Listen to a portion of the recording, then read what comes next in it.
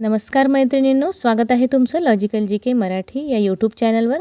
राज्याच्या महिला व बाल विकास मंत्री आदिती तटकरे ताई यांनी पोस्ट टाकलेली आहे. लाडकी बहीण योजनेविषयी अतिशय महत्त्वाची अपडेट आहे. ही अपडेट आपण सविस्तर जाणून घेणार आहोत.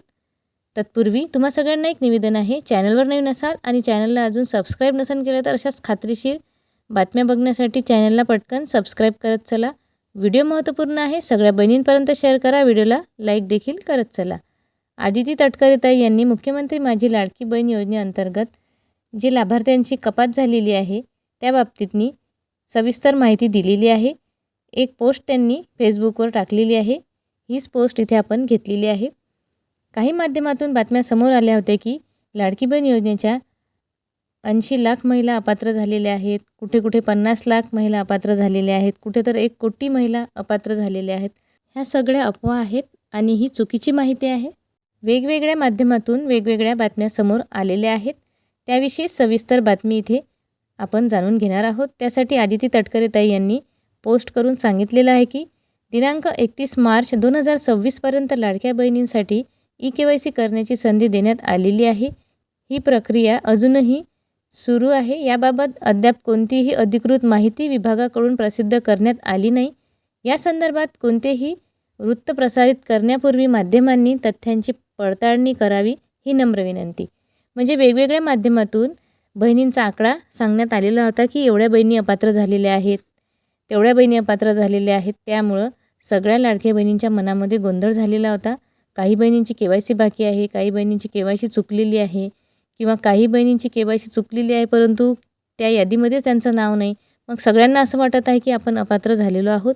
परंतु आदिती तटकरे ताई यांनी पोस्ट टाकलेली आहे की अशी कुठलीही अधिकृत माहिती शासनाकडून दिलेली नाही की एवढ्या महिला अपात्र झालेल्या आहेत.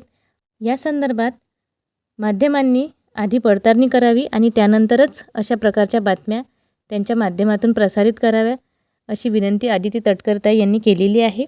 मुख्यमंत्री माझी लाडकी बहीण योजनेअंतर्गत EKYC करताना नजरचुकीने चुकीचा पर्याय निवडल्याने ज्या लाभार्थ्यांना योजनेचा लाभ मिळाला नाही त्यांना EKYC दुरुस्ती करण्याची पुन्हा संधी देण्यात आली आहे.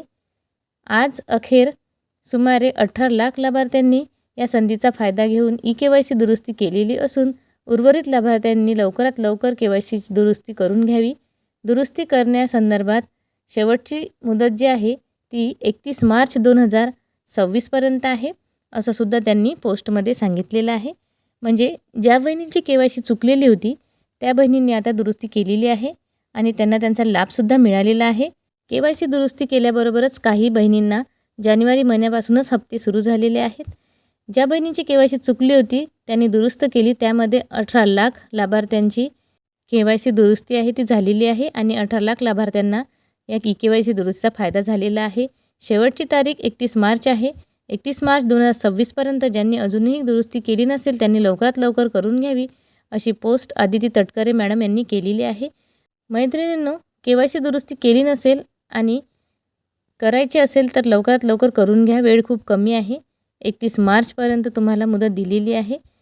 तुमचं जर EKYCच्या यादीत नाव नसेल तर परत तुम्ही ही EKYC दुरुस्तीची पद्धत करून बघा. नक्की तुम्हाला वेबसाईटवर EKYC दुरुस्तीची संधी मिळणार आहे. मैत्रिणींनो, मुख्यमंत्री माझी लाडकी बहीण योजनेअंतर्गत आतापर्यंत जे काही निर्णय झालेले आहे ते सकारात्मकच झालेले आहे. मग जशी EKYC दुरुस्तीची पद्धत दिलेली आहे त्याचप्रमाणे ज्या बहिणींनी अजून KYCच केली नाही त्यांनासुद्धा एक संधी जर दिली असती तर आदितीताई तटकरे यांना आपली कळकळीची विनंती आहे की या 31 मार्च 2026 पर्यंतच नवीन KYC पद्धतसुद्धा सुरू करा. पोर्टलवर काहीतरी ऑप्शन द्या आणि ज्या बहिणींनी अजून KYCच केली नाही त्यांना एक संधी मिळायला हवी. त्यांच्यावर कुठल्याही प्रकारचा अन्याय व्हायला नको. कारण खूप बहिणींच्या कमेंट येतात की वेगवेगळ्या कारणामुळे त्यांची KYC राहिलेली आहे. तर KYC नवीन पोर्टल सुरू करण्याबाबत अजूनही कुठलीही पोस्ट आदितीताई यांनी केलेली नाही. मैत्रिणींनो, शासनापर्यंत आपली माहिती अजूनही पोहोचलेली नाही. जर शासनापर्यंत ही जर माहिती पोहोचली तर नक्कीच सकारात्मक निर्णय होईल आणि आदिती तटकरे मॅडम ह्या बहिणींना नक्कीच एक संधी देतील आणि नवीन KYCचं पोर्टल सुरू होईल. त्यासाठी आपल्याला व्हिडिओ जास्तीत जास्त शेअर करायचा आहे, चॅनलला पटकन सबस्क्राईब करायचं आहे आणि व्हिडिओला देखील लाईक करायचं आहे. बातमी महत्त्वपूर्ण आहे. व्हिडिओच्या शेवटी आपण हेच मागणी करणार आहोत की आदिती तटकरे ताई यांनी ज्या बहिणींची KYC झाली नाही त्यांना एक संधी द्यावी. मैत्रिणींनो, पुन्हा भेटू अशीच एक महत्त्वपूर्ण अपडेट घेऊन. तोपर्यंत धन्यवाद.